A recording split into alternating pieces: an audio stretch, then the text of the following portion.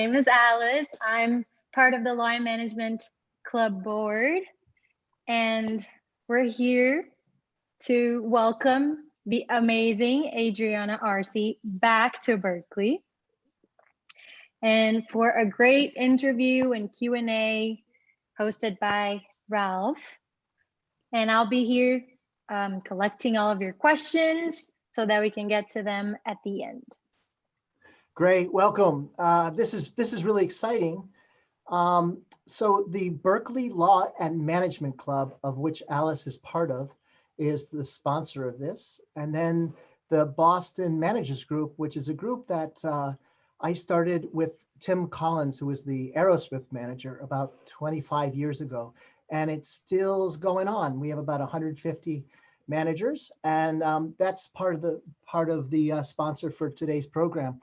And I'm so excited. Adriana Arce is a Berklee grad, 2012, I think 2012, and she has never been back to Berklee. So we have a virtual homecoming, and we should have brought you some pavement coffee or something, but nonetheless. Oh my God. Welcome back to Berklee. So this is, I'm gonna ask a couple questions to get some background, and then any questions that you have for Adriana, just put in the chat, and Alice will be going through the questions, and then a little bit later on, she'll be asking Adriana the questions, and we'll have a nice exchange. So I wanna welcome you by honoring a really important person in my life and your life as well, and that's Jackie Indrasano. And Jackie's been a friend since I got into the music business, and she's a force. And a while ago, Jackie contacted me and said, "Ralph, you got to meet this woman." And she said, and I quote, "Adriana is simply the most charismatic, transparent, intelligent young woman on the rise that I have the privilege to work with. She's a star." Aww. And I called Jackie right away, and I go, "Oh, this sounds wonderful. Like, what has she done with her career? Like, what has she done with her career?" And she says, "Well, she's working with Miley Cyrus, and she's worked with some of the biggest names in the business." And I go, "Wow." And so I did a deep dive, and I found out such amazing things in such a short period of time. So Adriana, welcome back. You're back at Berklee. Thank you guys so much. I mean, I know it's such unprecedented times right now, and I know so many of you are coming from different countries and different time zones. So it's morning for some of you, it's evening for some of you, and afternoon for some of you. So thanks for having me. I mean, Ralph and Alice, thank you for setting everything up. And Jackie is an absolute rock star, and she's, I mean, a professor of mine that I've kept in contact to this day. We had a catch up end of last year, which led to this. And I absolutely adore her. So I'm grateful for all of you for setting this up. Yeah, and Jackie's one of those people in the music industry that she shares what she has. If she has contacts, connections, wisdom, experience, she does not hold it. She passes it on. And so hats off to Jackie. So Adriana, tell me, yes, you went to Berklee, you graduated, you're from Miami originally? Yes. So tell us about growing up, and then what led you to think that you wanted to go to Berklee, and what were you thinking? Yeah, so growing up, I started singing probably about the age of 8 or 9, somewhere around there, just like, you know, driving in the car with my mom and singing to the radio. And I started to get, it's interesting. I had, I was in choirs, and I started taking singing lessons, and I was doing all of that kind of fun stuff, which I'm sure a lot of you guys have similar stories. But I was doing that, and my drama teacher at the time had this, I guess it was like her ex-husband or something, who had wrote the song, "You Can Ring My Bell." And I was like, oh my God, he wrote "You Can Ring My Bell," and I'm going to go speak to him. And so I went to sing for him, and I sang a song for him. And he said, "Can you read music?" And I said, "No, like I sing." And he was like, "Can you write music?" And I was like, no, I sing. And he was like, so you're completely musically illiterate. And I was like, no, like I'm a singer. He was like, you don't read, you don't write. And he was like, you need to learn these things to be a proficient musician and, you know, have that type of background. So he had mentioned Berklee to me. It was the first time I'd ever heard of it, but I was young. I was like, maybe let's say 13 or so at the time. So he actually recommended this vocal coach for me to work with. Her name was Betty Wright. She's an amazing classic soul singer. She has a song like Tonight is the Night, Clean Up Woman. A lot of contemporary artists have sampled a lot of her music. She's unbelievable. He invited me to get connected with her, and I got connected with her and I sang for her, and she said, do you write music? And I said, no, I don't. You know, I'm here because I'm a singer, and the same story over and over again. I'm here because I'm a singer and I'd like voice lessons. And she was like, you cannot afford my voice lessons. So what I'm going to do is I'm going to have you set up, you'll be a part of a songwriting group. She had us meet once a week. I think it was like Tuesday evening. So I would go after school and she'd set us up, and she'd set, you know, you had songwriters, you had singers, you had producers, you had people that wanted to be in the music business. And she'd give us a concept, and then she'd give us about 2 to 3 hours to write it. So it was like these challenges that we had. And sometimes you'd get, you know, 2 producers together who one of you has to perform the song and one of you has to step out of your comfort zone and write the song. So we were constantly stepping out of our comfort zones. And it was an incredible community that I was able to be a part of. And it really, really fostered the sense of individuality and artistry that I hadn't really processed before. And so that was unbelievable. Then I had a friend at school who, for the summer, her parents were like, you need to go away and learn some stuff during the summer. So she did the 5-week. Wow. And Berklee was like, I think out of housing at that time. And so we were like 15 years old, 15 or 16. And I guess she had to get like an apartment off campus. And her parents were like, we really don't want her to go alone. Would you consider it too? So you both could share an apartment. And so I went to the 5-week and I absolutely fell in love. I was like, this is unbelievable. I just couldn't imagine that I was with all of these kids that were in similar mindsets and passion fields as me, because I wasn't really around that back home. I mean, I met people doing like Irish folk music and all this type of music I'd never been exposed to, because I would just listen to like Britney Spears on repeat. And I mean, I was opened up to such a world of possibilities and collaborations, and some of the like, you know, labs that I was performing in. I was in a P-Funk group, like all the stuff I'd never heard of before that really opened up my eyes. So then I'd go back and forth to Miami and work on my music and do all of that. But while I was at the 5-week, they were giving out, the truth is there was an audition, and I don't even know if I truly knew what it was, but I signed up, did my thing. I couldn't even figure out my song. So I sang the national anthem, because that's the only thing I was like struggling to like figure out something, but I knew I sung that well, because I performed it back home at like a lot of racetracks and sporting events. And so when the 5-week was done, they announced that I got a scholarship, and I was like, this is amazing to go to Berklee. And it's funny, I remember going back to school and my college professors being like, your high school college admissions professors, they were like, what colleges are you thinking about? And I was like, Berklee. And they were like, are you sure you want to go there? Don't you want to go to like here? And I was like, absolutely not. I want to go to Berklee. It was the best decision that I made. Wow. And then you went to Berklee to be a artist. Yes. I was like, I'm an artist. This is what I do.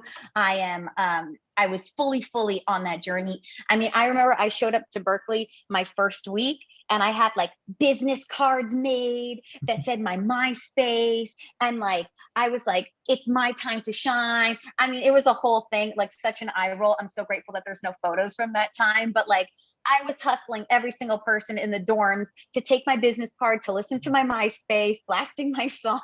Like I was like, I'm going. Did you take any business courses? Like, so you did take business courses?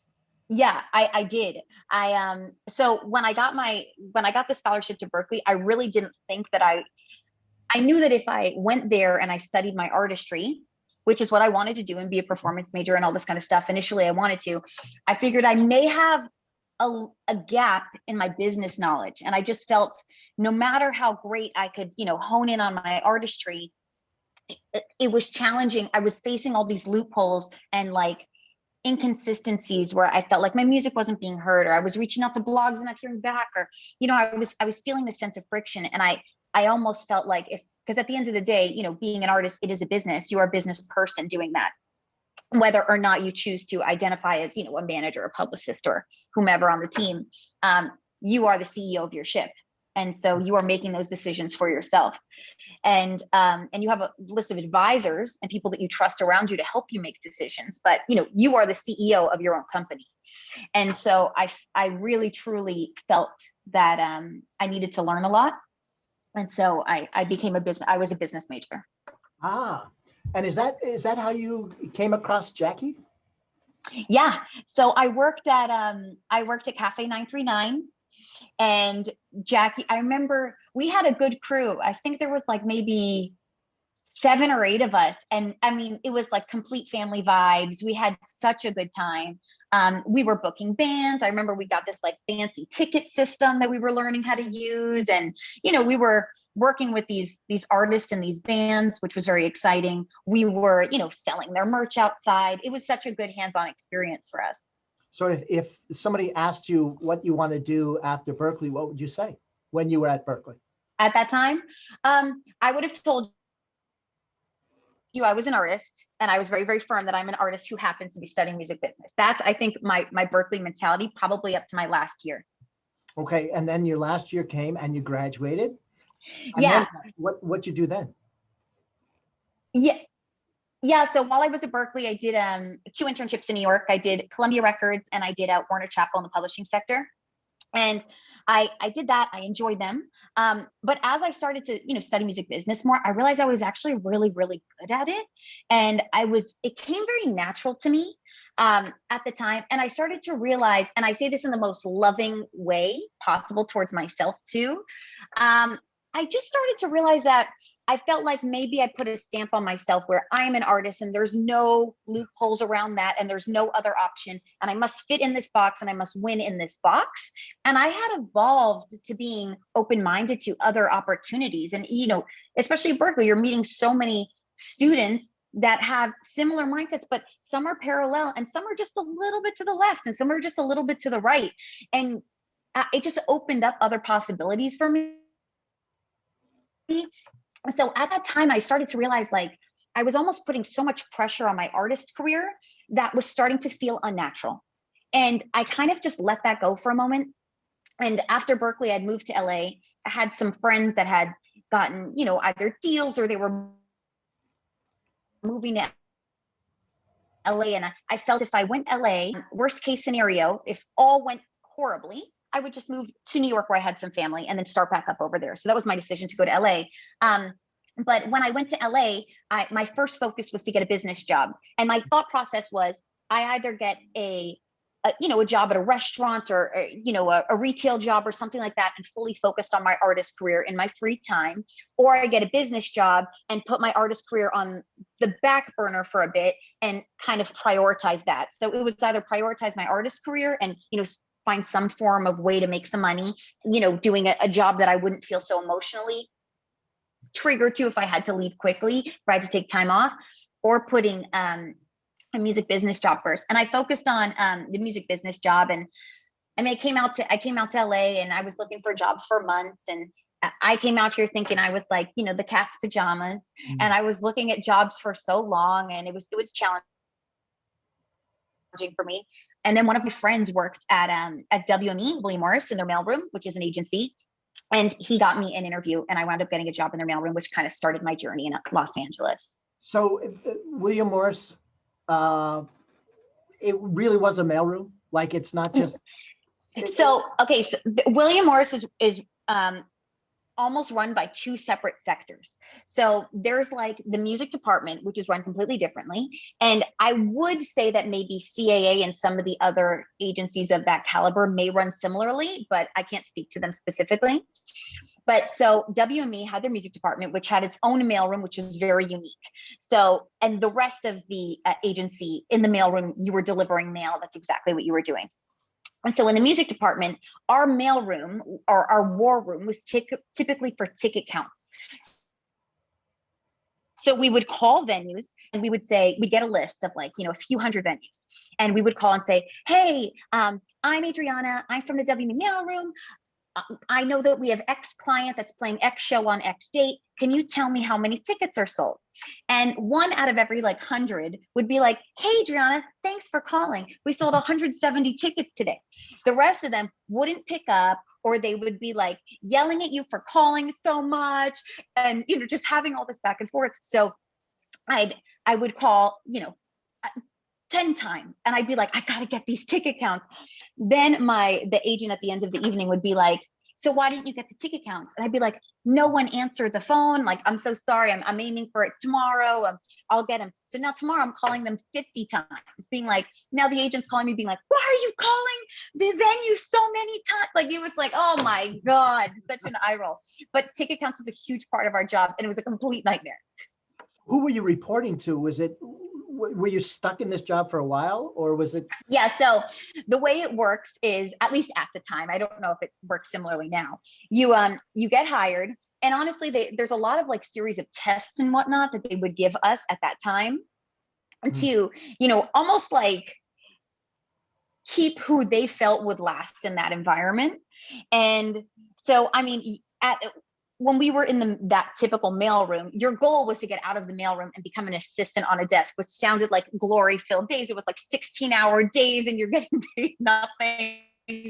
You're trying to navigate, you're paying your rent, your all your bills in LA. But we were part of this mailroom, and they would give us all these like certain tests and whatnot. I remember one time they gave us about 100 note cards. Empty note cards. There were 100 of them. They had all these different agents' names. And on the back, you flipped it over and you had like the agents' extensions, who their assistants were, what type of agent they were, what certain clients that they had. And they told us you had to get 100% on the test, or you got fired. So I was like, oh my God. So there were all these tests that were completely like outrageous compared to what I was expecting. But, you do what you got to do, and you've got an amazing opportunity at your fingertips. So I'm like, trying to learn all of these things and do certain things. And then I finally got on a desk. And for me, I'm at an agency, so I was being groomed to potentially be an agent. I was like, this is just not the right thing for me personally. I was like, I felt a little bit, especially I was working on international tours, which were awesome. But I felt like I wasn't able to see the shows as much. And I just felt, for me and my personality and, what I wanted to achieve, I didn't think this was the right gig for me. So I was looking for a while. And then from there, I got an interview to be an assistant at this company called Reindeer.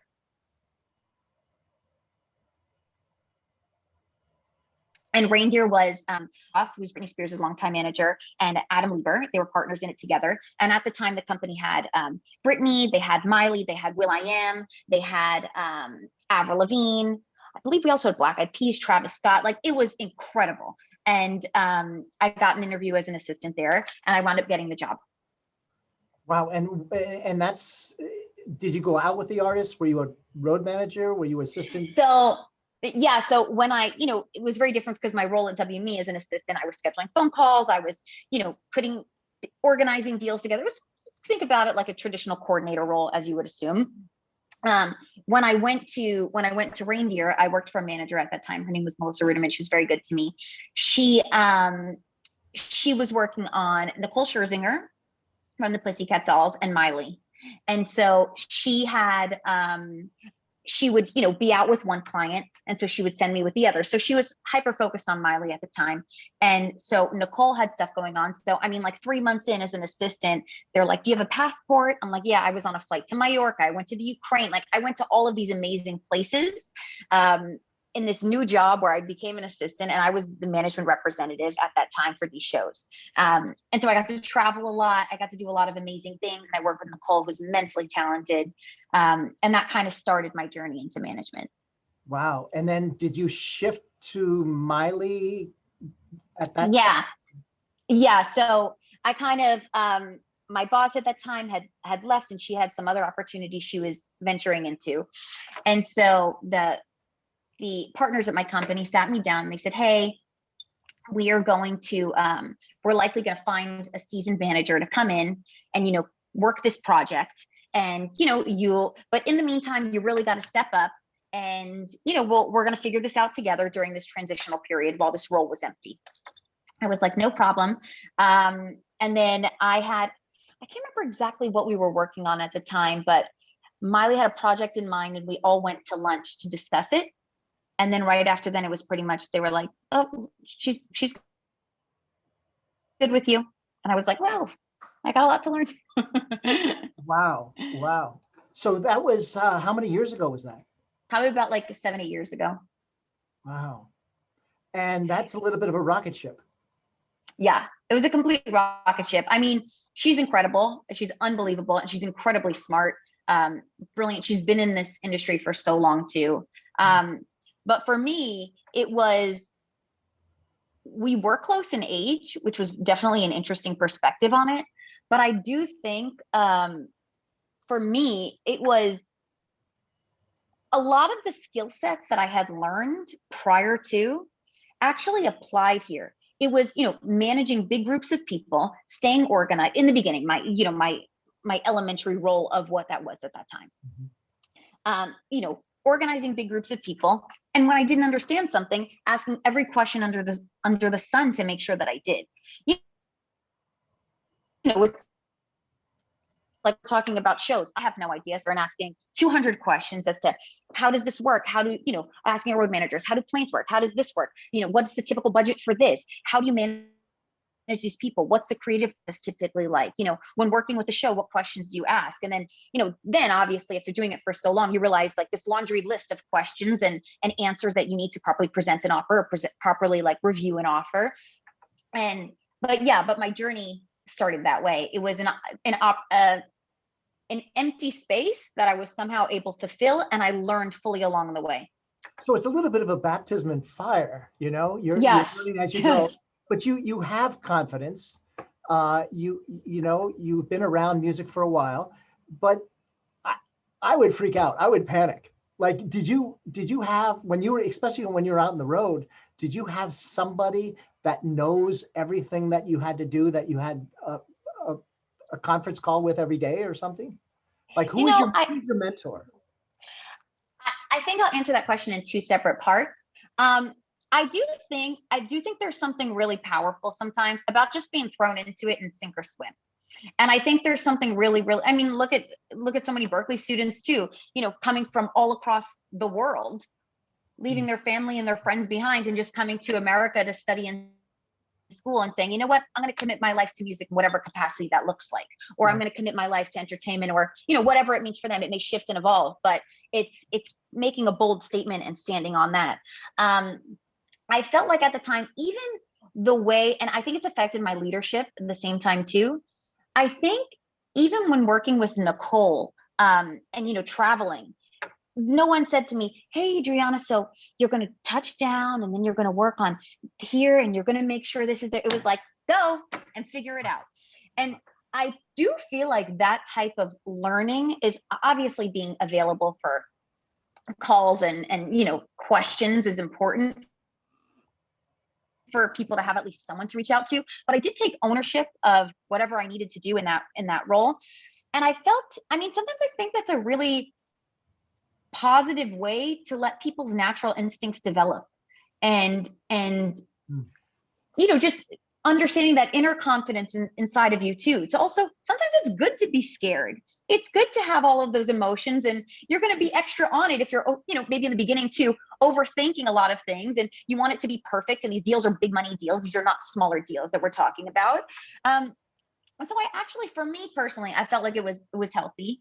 And then I would say as a mentorship capacity, I've worked with Adam Lieber, who also manages Miley too, for probably about the whole time I've been at the company. And he's been really, really great to me. And I mean, I've really come up under his wing, and obviously her mom, Tish Cyrus too, who also manages her. And it's been an incredible experience. And truly, I mean, I've grown up in front of these people at the same time too, you know. I really have. So it's been amazing. Wow, wonderful. So tell me what the day in the life when you're working with an artist like that, do you have any downtime? Do you have vacations? Do you have any balance in your life? And if so, how do you structure your time so you're not always working? That's a great question. If I knew the answer, it'd be much healthier. I would say it looks I think in different phases of your life, it looks different. I mean, I hit 30 last year, which was amazing. And, you know, my 20-year-old grind compared to my 30-year-old grind looks very different, not in tenacity or not in volume, but in priorities. You know, being in my 20s, I was maybe not the most informed about the job at that time, and I was learning as I was going. But I mean, management is an entrepreneurship game. I mean, all you guys on the line that are upcoming managers and you know, road managers and all of that kind of stuff, you're thrown into the wild west. P. Diddy has this quote. He says, like, if you throw me in the jungle, I'll come out with a fur coat. And that's basically what management is, except the whole jungle is on fire. Yeah. And you know, you got people and it only holds 100. And you're trying to figure out your best way to navigate. But listen, I think sometimes in management too, you have to make decisions. That's a huge part of the job, is making decisions and standing by that decision. May not always be right, may not always be wrong, but a decision is made, and you need to lead a group of people to follow that decision and to learn from it if it happens to be wrong, or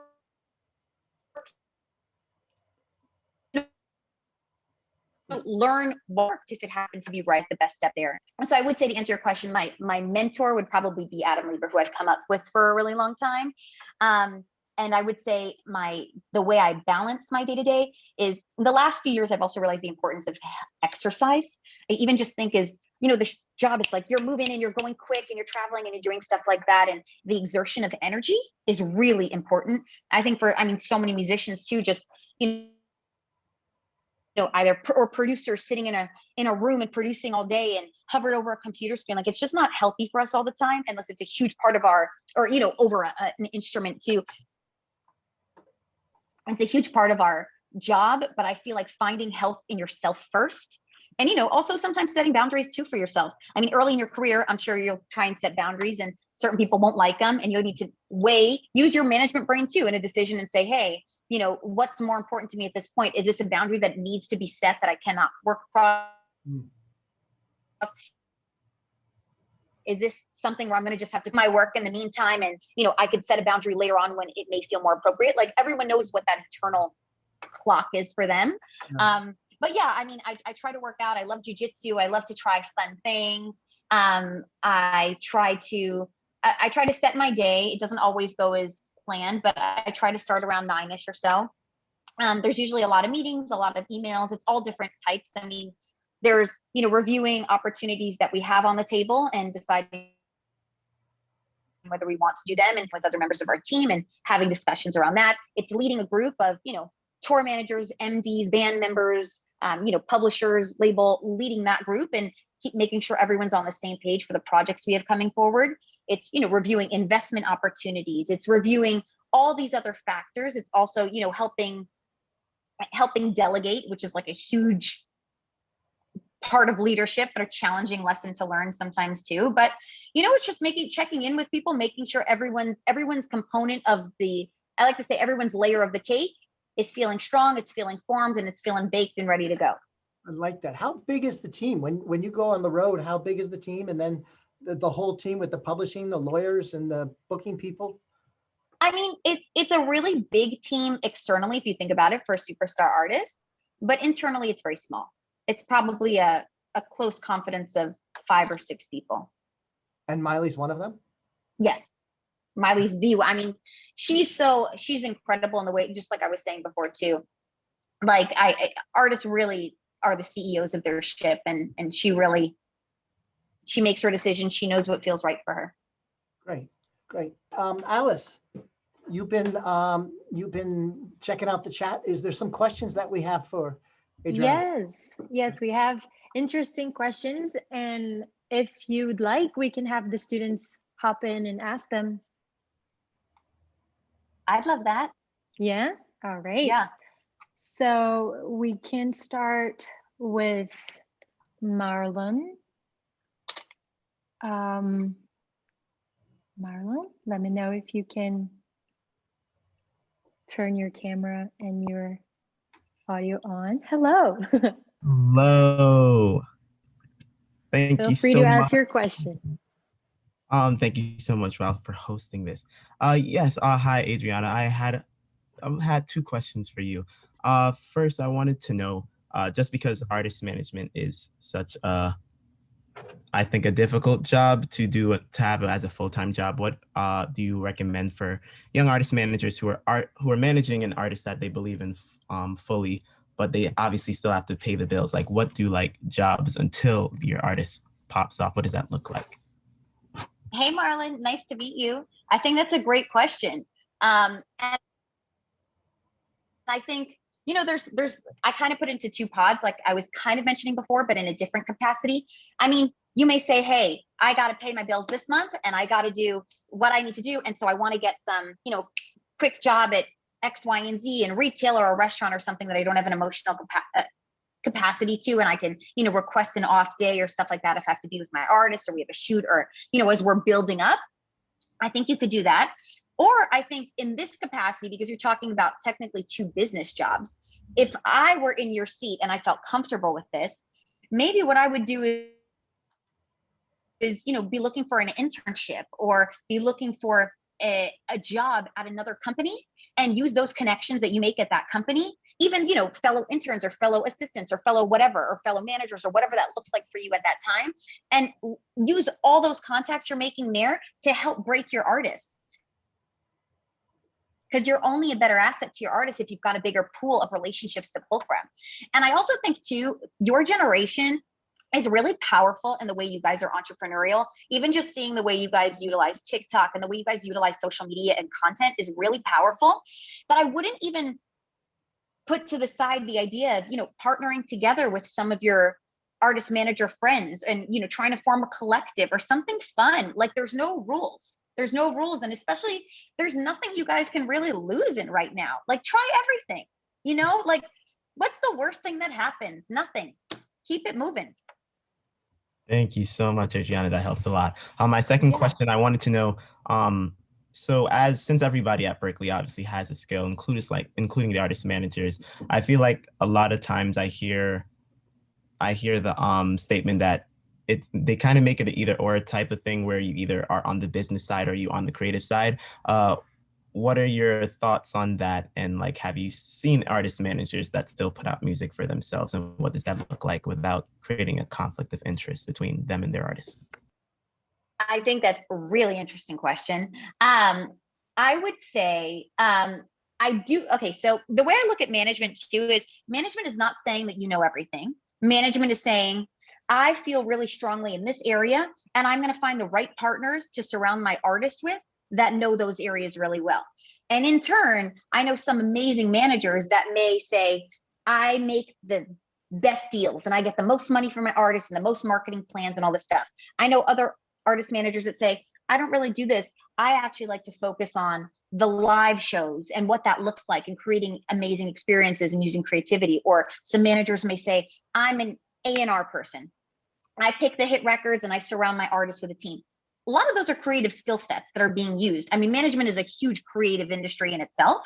But I do understand the kind of artist situation, but you have to do what's right for you. This is your journey.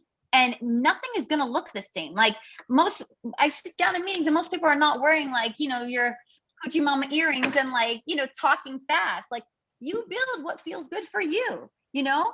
And if it feels good, and if you tell your artist like, hey, this is what I do, I release music because I'm also an artist, and that I learned about X, Y, and Z process. And that's what makes me a better manager for you, because I understand you in X, Y, and Z ways. Like, so much of our business is about storytelling too, and figuring out what narrative you want to tell at the forefront to tell your story for yourself and not have other people tell it for you. Thank you Wow, so much. That's that was good. brilliant. Great. Thank you. That was really great. Hey, Adriana, have you always been this fearless? Well, thank you for calling me fearless. I appreciate that. I think I've always had strong confidence, and it's shifted in different areas. I mean, I think even just to be an artist in any capacity, I just think that the idea that you could take your deepest, darkest feelings and vulnerabilities and put them on display, and for the world to have the possibility of commenting on or critiquing, like, that takes so much bravery. That takes so much bravery. So I think in those capacities, I think I also have learned too, whatever you want to be, you are. Like, if you say to me, like, I want to be the biggest tech investor, talk to me like you're the biggest tech investor. And the way you walk and talk, people are going to believe it too. And I think that's really, really powerful. And I also think something like the generation, and I'm sure some people are Gen Z, some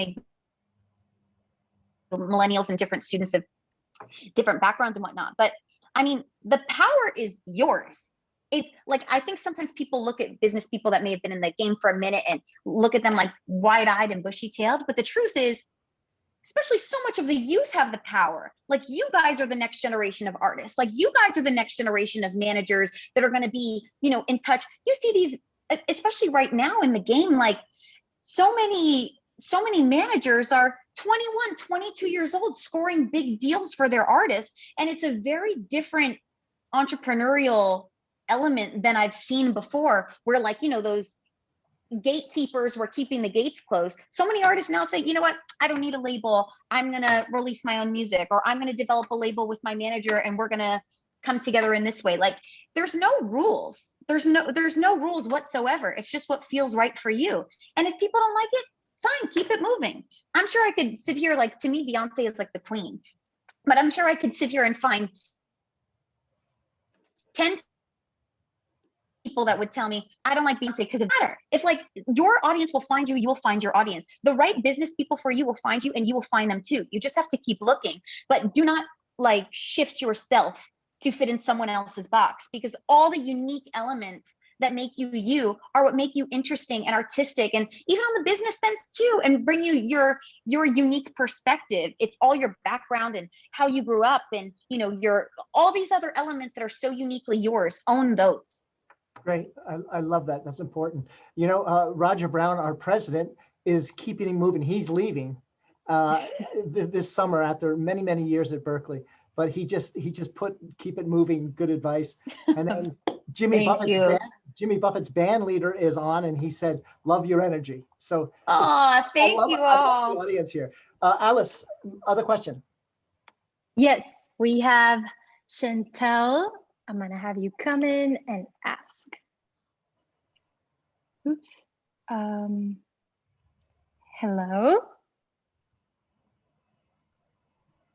Hello.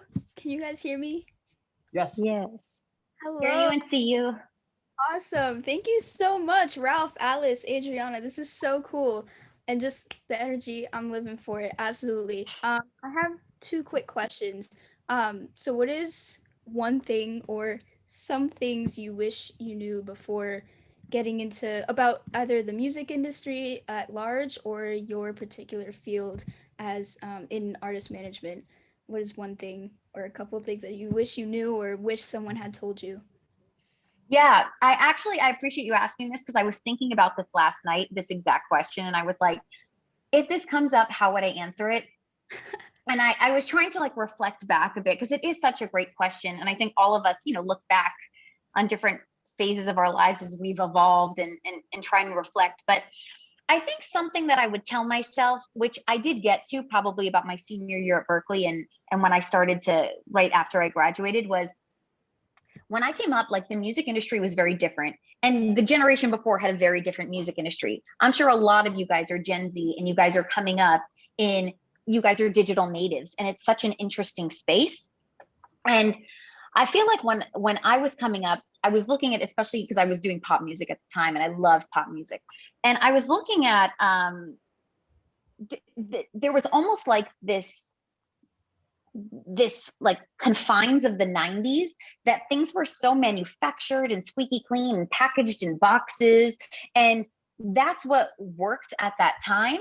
And as I was growing up, you would even see like certain celebrities or certain artists would, do interviews and they'd be so poised and, they had their perfect answers. And it was just, everything was so like a little bit cookie cutter, and it worked and it was fun. I mean, like growing, like the Spice Girls and all this fun stuff was very fun.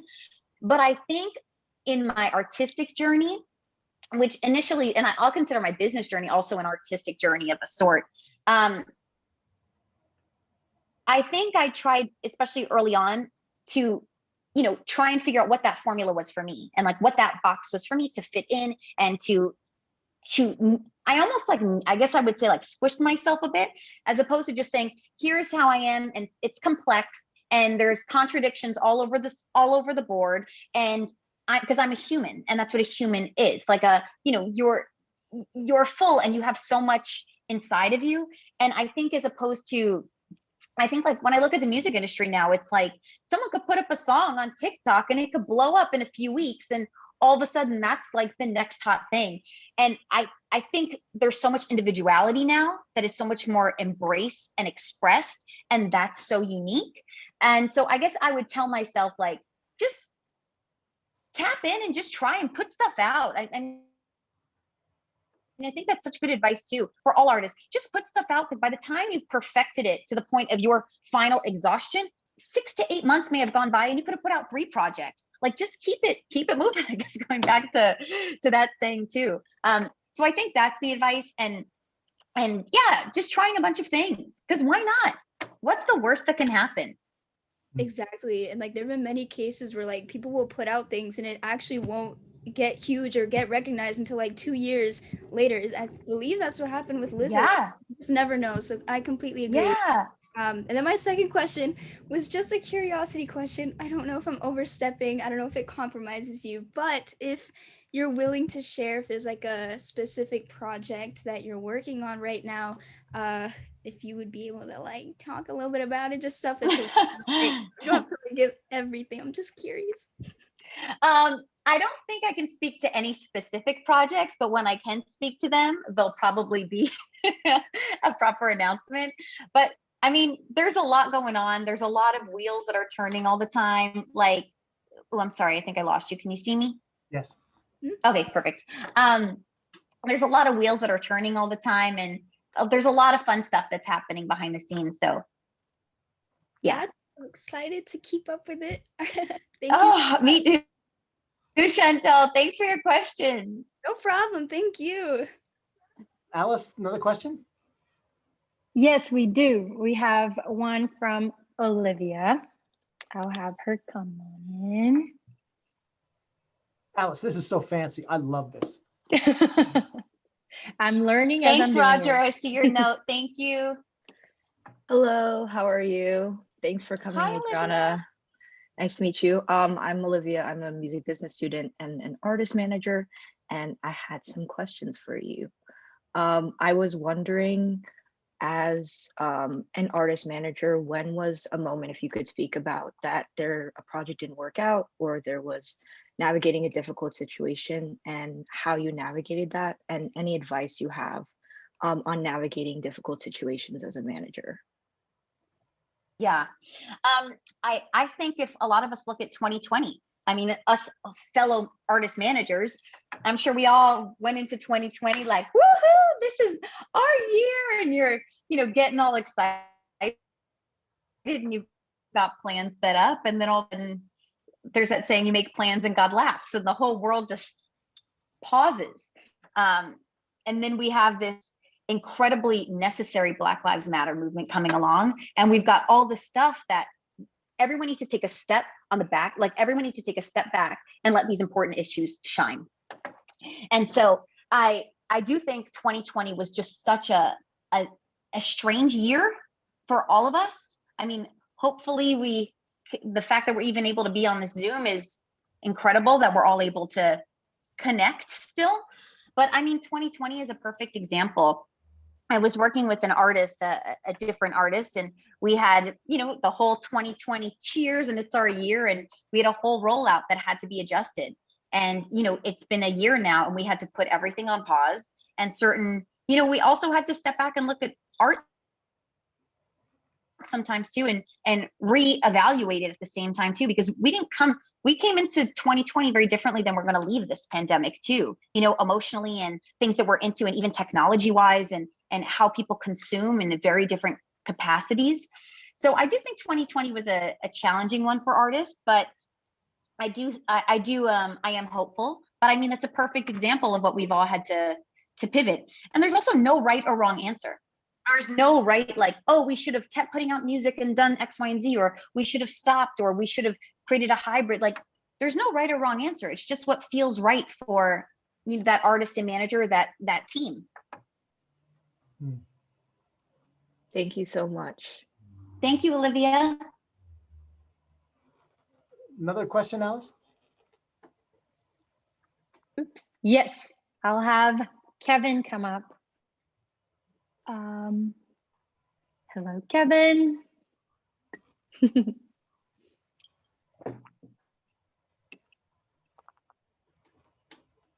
Hi. Hi, Kevin. Thank you so much for joining. Thank you. My question for you is, as you're managing someone who grows and gets bigger and more higher profile, what do you do to help them maintain their authenticity and keep them true to themselves? That's a really great question. I think different managers and different artists have very different dynamics. I think some artists say to their managers, and I want you involved in this creative process with me, and let us move forward, and we're going to create together as a partnership. And I know, almost like a previous question that was asked too, like that creative instinct is such a huge part of that manager artist relationship. And I think other artists may say to you sometimes too, in a manager dynamic, and say, hey, I'm an artist. This is what I do. Here's where I'm at. And I create art, and I'm coming to you because my music is finished and it's closed. And let's work out a rollout plan that feels good for us based off this art. And here's what it is. And so I think different artists have different types of dynamics with their managers, and also at different periods of time too, it may shift. Where an artist may feel very, concrete in their vision, and say, hey, I need you to back me, and this is what I'm doing, and here's, like, how do we make this even bigger and make this feel bigger? So I do think it's different, but I mean, listen, I think it's a struggle for a lot of people too, just as humans. Once money and power comes into the equation, and keeping your own foundation and your own roots is a really challenging thing for humans in general, not even artists too. And so having a team of people around you that you trust and are good for you and care about you, I think is important. So Thank you so much. Do you think, Thank you. because Miley was such a success early on, that I worry about people that are in their 20s and they have success and money and fame and all these things, and it's all new to them. But because she kind of grew up in the business, I would imagine she was used to what the job is and what can come with that job for fame or money or fortune or criticism or attacks, things like that. She's amazing. And I mean, she's had her mom by her side her entire career, and is incredible. Tish is amazing. But I would say, going to the idea of notoriety and celebrity, I do think that, I mean, like, the media is cruel. I mean, we look at sometimes Instagram comments and we see what some people say, and like, it's really easy to sit behind a computer and type your like unwanted opinions sometimes, and people can be like, the media can be cruel. And also, I mean, listen, we see all the time artists are canceled left and right, and there's such a it's so strange because there's so much accessibility, where I feel like, an artist can sit at home and film a video and post that out and hopefully get, thousands of views and hopefully even millions of views. But it's also such a strange time too, because there is so much of that accessibility. And listen, it's strange. People, in the same way people have the right and the freeness to upload, people also have the right and the freeness to comment. And sometimes we see in this like Free Britney documentary how tragic the media and all of this treated her. And obviously that was a different time, but it's just also keeping that in mind too, when you premiere your art to the world too. Like, it's not everyone's going to be your audience, and that's fine. So a little bit of toughness comes with your job, and when you're at the top levels of the business, it's a contact sport. You're swimming with some really difficult, hungry sharks, and it's a whole different game. So I would imagine this is a skill you learned how to negotiate your way around. Yeah, I definitely would say that too, but I also think it's like, it's very easy for people to just say feel, and without even sometimes processing a full project or listening to a full video, or people could listen to 15 seconds of something and then make a comment that that could trigger something else off. And that's why I just think it's so important to truly believe in who you are, what you're doing, what your vision, what your goals are, and having people around you that support you, that uplift you, that are positive in that message. Because that could also be you could have someone making 500 spam accounts and saying all this baloney. Like, it doesn't mean anything sometimes too. And your value doesn't come from that. Your value comes from your own unique gifts. And yeah, it can be challenging, but you have to have tough skin. You really, really have to have tough skin and know when to turn that off. Yeah, I like that. Thank you. I think we have time for another question or so, Alice. Yes, of course. We have Gabriela, and I'm going to have her come in. Hello, Gabriela. Hello? Hello? Ay, hola. Hi.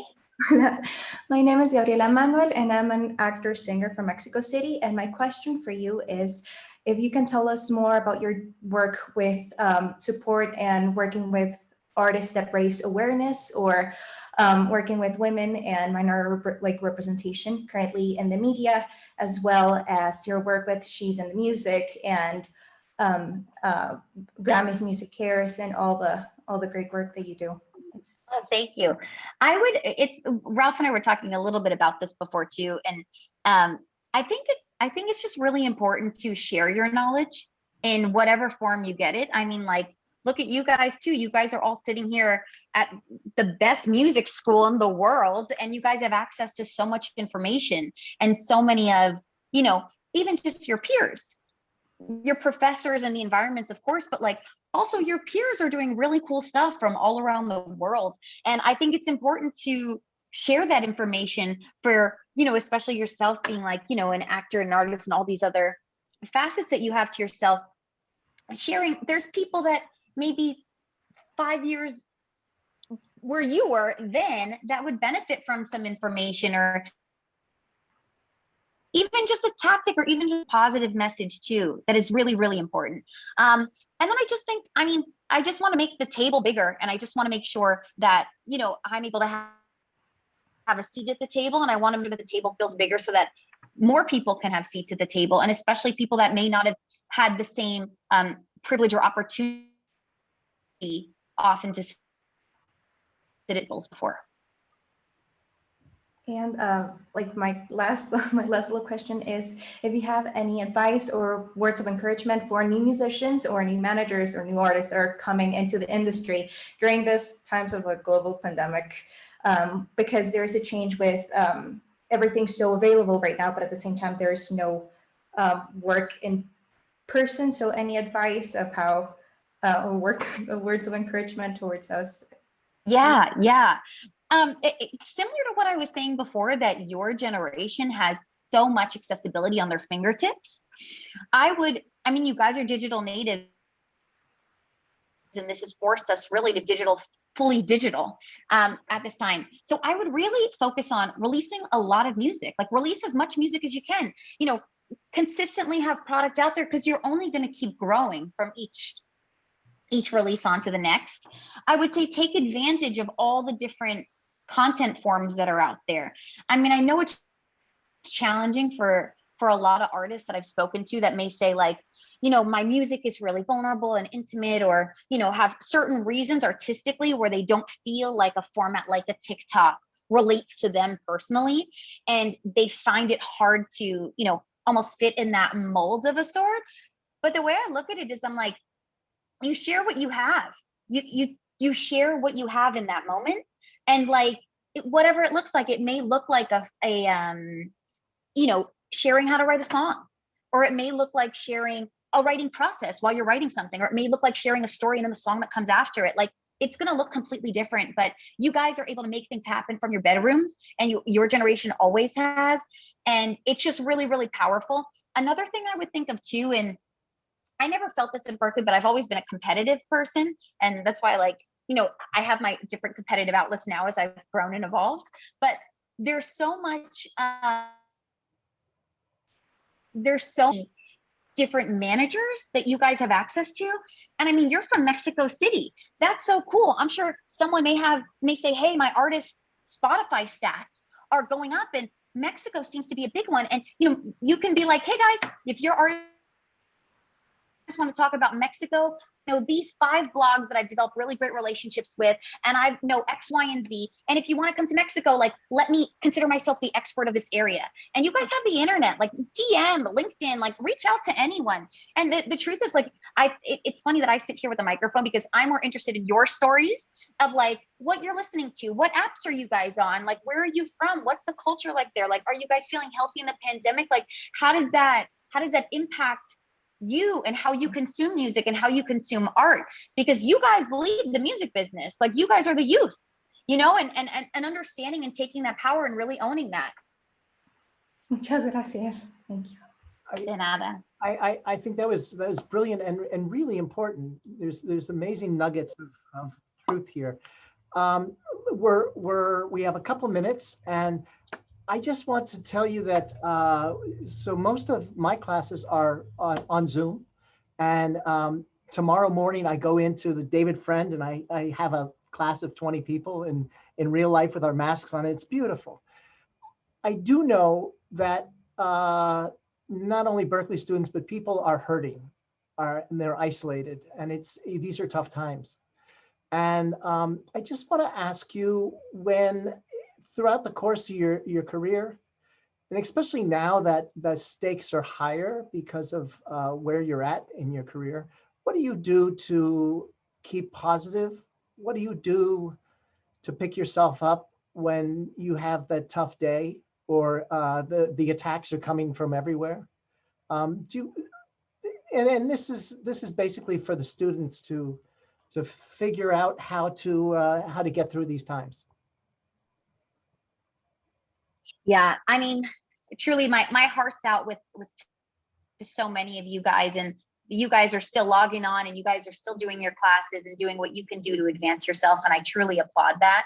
I really, really do, because everyone's home situation is so different. And, you know, you guys are coming from, it's just such unprecedented times. But I would say first and foremost, like, truly your mental health is very, very important. I really, really do believe that. And whether that looks like, it may look different for everyone. Some, it may look like a run, some may look like basketball, some may look like meditating, some may look like yoga, a combination of all of the above. And I do think this is a great time, though, even though everyone is so far apart, to find community amongst yourselves, to truly, truly, like, you know, it may be hard to get a job in the system, right? And like maybe at a big publishing company or a label or a management company, and it may be, maybe you had plans and those plans got shifted. I would say too, truly, truly look internally, look at your peers. Like, maybe you guys can start businesses together and learn from it. In the same way, like, I'm not sitting here saying I know everything, because I definitely don't. But it's the same message I was saying before too. Sometimes you just got to get thrown into the water and sink or swim. And what's the worst thing that happens? All right, it may not launch, but what if it does? Or, you know, there's so much accessibility that you guys have. And And like we're talking about TikTok and we're talking about some of these other content platforms, like you could just as easily as I could message someone and say, hey, your music's super dope. Like, I'd love to have a conversation for you. And also just open up the door to other collaborators. It doesn't always have to be in an element of, you know, I want to sign you, or I want to work together and I want to prove myself to you. Or it could just be in like, we're all in this music business bubble together and we're all just trying to figure out what the pathway looks like. And your generation is all in this together. Like they truly, truly are. And it is scary on the job front. So we can't say that, but at the same time too, you know, entrepreneur, like, you know, tap into, look at your, as much as we look at our artists and we say, okay, cool, here's the vision and all of that, tap into yourself and tell yourself what your vision is, you know, and reflect that, almost put that management hat on back onto yourself. And like I was saying too, if you believe it, you are it. You know, you are not like a manager in training, like you are a manager. And there's no reason why other people shouldn't have access to this and that. And like I'm saying too, open up your networks and you know, some people may be from Mexico City and some may be in Germany and some may be in other places. Like you guys have social media. Talk to people and say, hey guys, I'm launching my own management company. If anyone has any artists that are looking for, you know, guidance at this time, I'm taking on new clients. And who cares? Maybe no one reaches out, but maybe someone does that you love. You know, just open up that can of worms. It's awesome. Great, great. I love the fearlessness. I love the energy. I love the fact that you're back at Berklee virtually. Adriana, thank you so much for your time. We're following you. We're really excited about all things. And Alice, Alice, you are my guardian angel of all technology. Thank you. So Thank you. I love the fact that you're one of the Berklee grads, and we'll do this more often. And for all those people that participated, that listened, I hope you gained a lot. I have about 2 pages of notes here. And thank you, Adriana, for your time. Good night, everyone. Thank you all. Stay safe, everyone. Thanks, Ralph. Thanks, Alice. Take care, guys. Thank you, Bye. Adriana. We loved having you. Thank you.